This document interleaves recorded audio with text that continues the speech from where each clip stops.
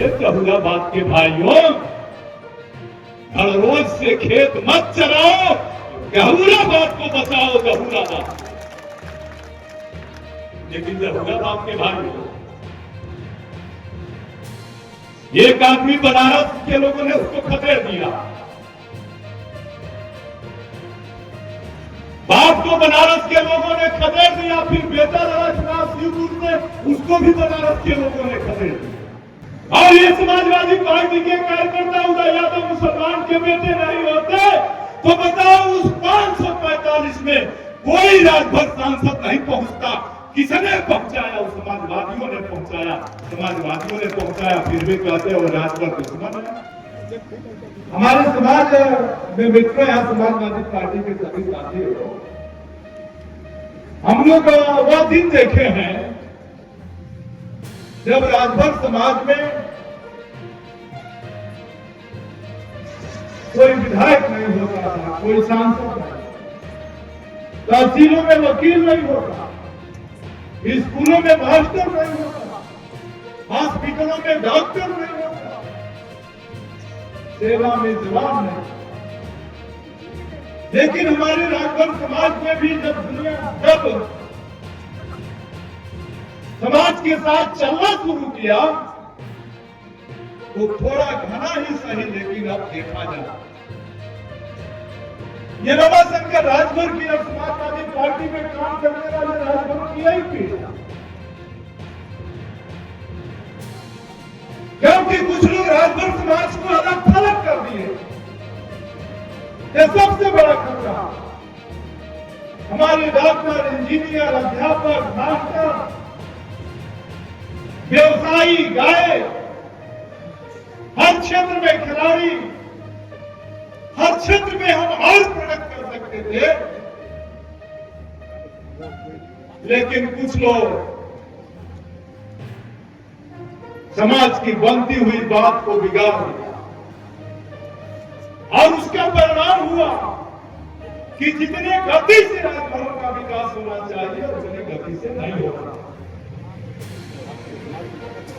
और इसके पीछे एक कारण था, क्योंकि कुछ लोग हमारे राजभर समाज को घूम घूम के बता रहे हैं कि हम महाराजा सुहेलदेव के खानदान। इसमें कौन झूठ है? हम भी महाराजा सुहेलदेव के खानदान हैं। और इतिहास का आरोप पढ़ो, बताओ महाराजा सुहेलदेव के खानदान में कोई बचा था क्या? केवल 2 रियासतें, हस्तिनापुर से गोंडवाना तक, संपूर्ण अवध प्रांत, संपूर्ण बनारस राजभर समाज का राज, भारतीय वंश का राज था। लेकिन केवल 2 रियासत, बहराइच की रियासत और जौनपुर की रियासत, 2 रियासत मुगलों ने छीना। इस पर तो आप दीवाने हो, लेकिन अरे बनारस वालों, बताओ बनारस की राजधानी किसने छीना? सोनागिर की राजधानी किसने छीना? बताओ आजमगढ़ की राजधानी किसने छीना? बताओ मैं इंदुपुर के राज परिवार से आता हूं, मेरी राजधानी किसने छीना? बताओ मझौली की राजधानी किसने छीना?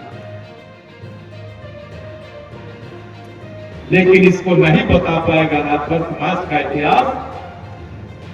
मैं श्रावस्ती सम्राट का सम्मान किया, लेकिन बताओ आज राजभर समाज को राजा बताना जरूरी है कि पैसे के अभाव में राजभर बिटिया की शादी नहीं होती। इस धरती का होने वाला सारा बचेगा। कई पुस्तकों से पूरे खानदान के साथ करने के बाद भी ये गरीब समाज है, चौहान समाज, राजभर समाज, विशाल समाज, बिहार समाज,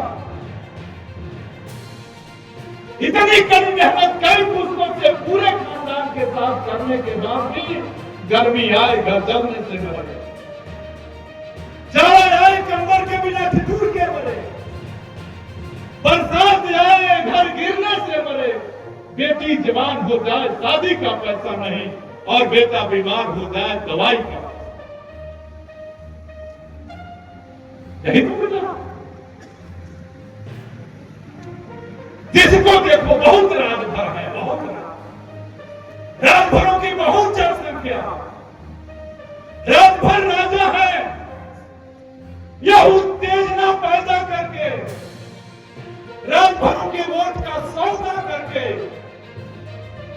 अपनी बात बनाई जा सकती है, अपने बेटे को रिवॉल्वर और राजभर के बेटे को लाठी मारी जा सकती है, लेकिन राजभरों का कल्याण नहीं। मैं क्या कहता हूं, मैं तो यह कहता हूं राजभरों की संख्या अगर है तो बताओ उसमें पान की दुकान करने वाले कितने हैं, बताओ उसमें मोबाइल बनाने वाले कितने हैं, बताओ उसमें प्लम्बर का काम, बिजली का काम करने वाले कितने हैं, बताओ उसमें मास्टर कितने हैं, बताओ उसमें खिलाड़ी कितने हैं, बताओ उसमें गायक कितने हैं, बताओ उसमें आईएएस कितने हैं, बताओ उसमें पीसीएस कितने हैं, बताओ उसमें नेता कितने हैं। तब मैं मानूंगा कि राजभर समाज की आबादी है और राजभर समाज प्रगति कर रहा है। नहीं तो राजभर समाज को राजा का सपना दिखाकर और राजभर समाज के गरीबी का माहौल बन रहा है। इतना हम लोग तो बड़े चालाक लोग, आप भी बेदम अपना खेत बचाने के लिए तो रोज मारने के लिए तैयार होते हैं। और ये भारतीय जनता पार्टी जब आई सत्ता में 70 वर्ष बाद, तो घड़रोज की तरफ से पूरा देश को चढ़ ही रहे हैं, हर जातियों में घड़रोज पैदा कर।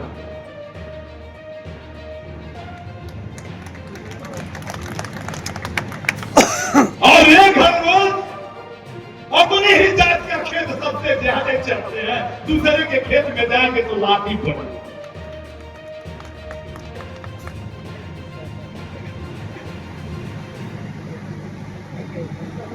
भारतीय जनता पार्टी ने सारी जात के नेताओं से एक एक उनको घड़रोज पैदा करा और कहा तुम अपनी जात, तुम्हारे नाम पर मैं तुम्हारी जात का वोट ले लूंगा, तुम और तुम्हारे दोनों बछड़े, तीनों बछड़े जो आपको है सब मंत्री बन जाओ, सब एमएलए बन जाओ, एमपी बन जाओ, तुम माल खाओ, मैं तुम्हारे जात का गला काटता रहूंगा, लेकिन बोलना मत।